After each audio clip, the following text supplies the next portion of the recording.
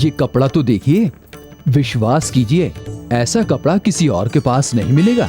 ठीक है, ये सब तो हमारी दासियां पहनती थी। तुम्हारे पास अगर कोई किमखाब की थान या पश्मीना की शालें हैं तो बताओ। जी ये देखिए।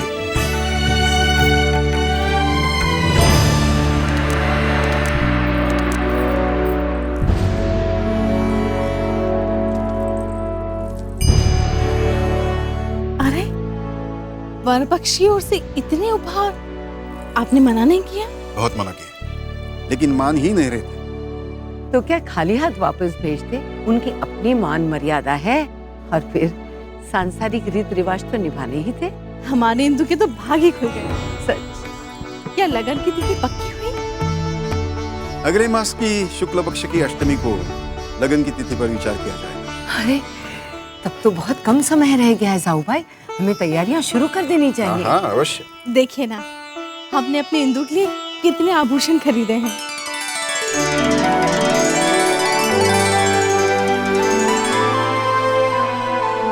है तो बहुत सुंदर, लेकिन उसे दिखाया है जिसे पहनना है। जी उसे दिखाने हैं। है कहाँ हमारी इंदु? जी यहीं कहीं बाहर खेल रही होगी। मंदिरा। जी रानी साहब। जरा इंदु को बुला लाना। रानी साहब,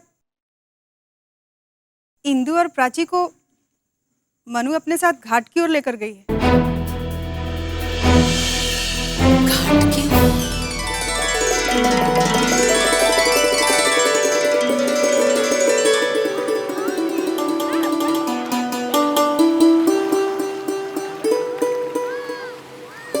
नाना को अब तक आ जाना चाहिए था ना, अभी तक नहीं आए।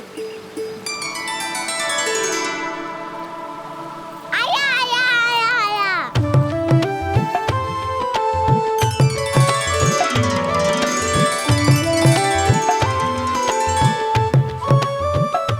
देखा, मैं कहती थी ना, नाना भाऊ भाऊजी को जरूर ले आएंगे।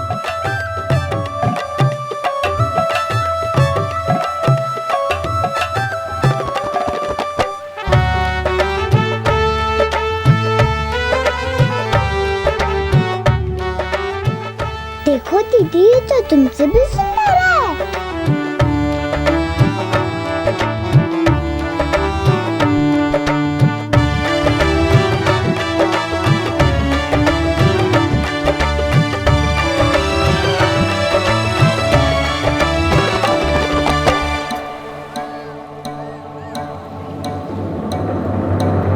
अरे भाऊजी तो चले गए। नहीं नहीं प्राची, वो नाना भाऊ के साथ थोड़ी ना आया था, उनके साथ तो ये आया है। ये तो आपका बड़प्पन है कि आप हम जैसे अदने व्यक्ति की इतनी प्रशंसा कर रहे हैं। अरे ये तो बुड्ढा है। नाना भाऊ भी ना बस ऐसे ही है। कहा था दूल्हे राजा को लाना, लेकिन उनके पिता को ले आए। लेकिन ये तो हमारे समस्त परिवार और हमारी इंदु का सौभाग्य है कि उसे आपके जैसा शानदार वर मिल रहा है।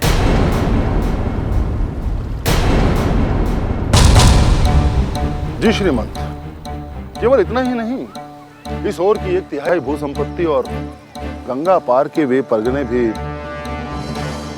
आपके सेवक के ही हैं। तब तो हमारी इंदु राज करेगी।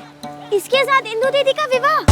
देखो दीदी, एकदम राक्षस का मामा लगता है। दीदी दीदी मत करना शादी। जी, परंतु कौशल्या के निधन के बाद हमें अपने दोनों बच्चों की चिंता खाई जा रही है। 2 बच्चों का बाप। मेरा क्या है, मुझे तो केवल अपने दोनों बच्चों के लिए एक आदर्श माँ चाहिए।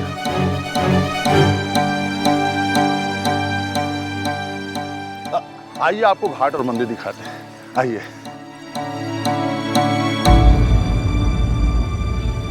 ये तो अन्याय है इंदु दीदी, कभी आना करना इस लगने के लिए। हाँ दीदी, अगर तुमने इस बुढ़े से विवाह किया तो मैं तुमसे कुट्टे कर दूंगी, कभी बात नहीं करूंगी। कैसे करेंगी भला? हम नहीं होने देंगे ये विवाह।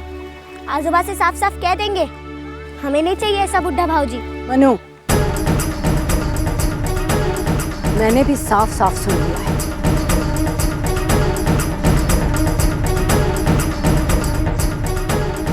तुम्हें लज्जा नहीं आई हमारे जवाई राजा के प्रति ऐसी अशोभनीय बातें करते?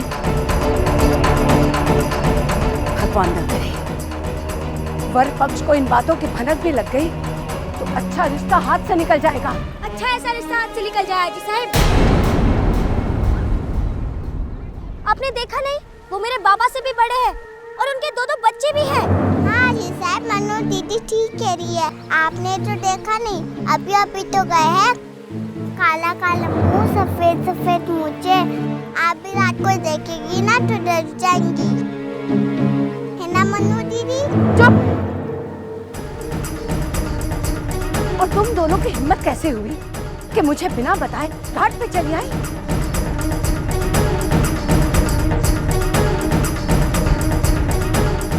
हाजी साहब, ये नहीं आए थे, हम ले आए हैं इन्हें। चलो शिविर, वहीं बताती हूँ। चलो।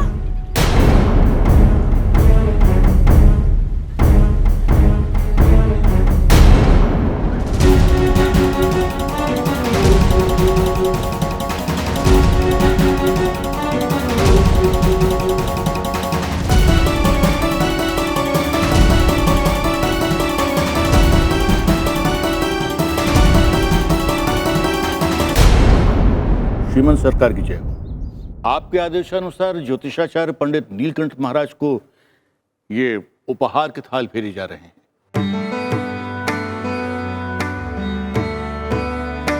ठीक है, इसके अतिरिक्त हमारा संदेश भी देना कि इंदु का रिश्ता करवाने के लिए हम उनके अत्यंत आभारी हैं और शीघ्र ही उनकी आवश्यकता हमें फिर पड़ेगी। जो आगे श्रीमंत सरकार। श्रीमंत सरकार, क्षमा कीजिए, परंतु ज्योतिषाचार्य की शीघ्र आवश्यकता क्यों पड़ेगी? मोरोपन, तुम्हें तो हमारी कोई चिंता है नहीं। हे देवा! श्रीमंत सरकार, सेवक से कोई अपराध हो गया क्या? अपराध नहीं तो क्या? आज तक इतना नहीं कर सके कि मनु की कुंडली ही चुरवा लेते? श्रीमंत सरकार, बिठूर के शास्त्री जी तो... अरे बिठूर क्या, न जाने कहां से लोग नीलकंठ शास्त्री जी के पास कुंडलियां दिखाने आते हैं और तुमने यहाँ रहकर भी उनसे संपर्क नहीं किया। जाओ मोरोपन, मेरे लिए इतना तो करो। और एक बात ध्यान में रखो, मनु का विवाह भी हम इंदु की तरह प्रतिष्ठावान घराने में करेंगे। श्रीमंत सरकार, घोड़ा गाड़ी तैयार है। मोरोपन, हम कमिश्नर जा रहे हैं। बिठूर के संबंध में मोरलैंड से विचार विमर्श करना जरूरी हो गया।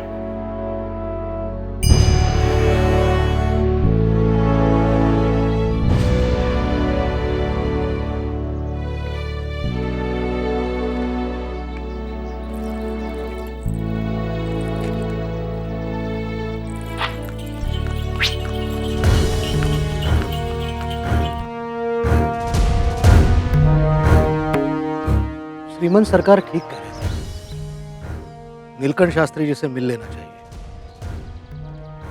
हो सकता है बिठूर के शास्त्री जी ने मनु की कुंडली विचारने में कोई भूल की हो।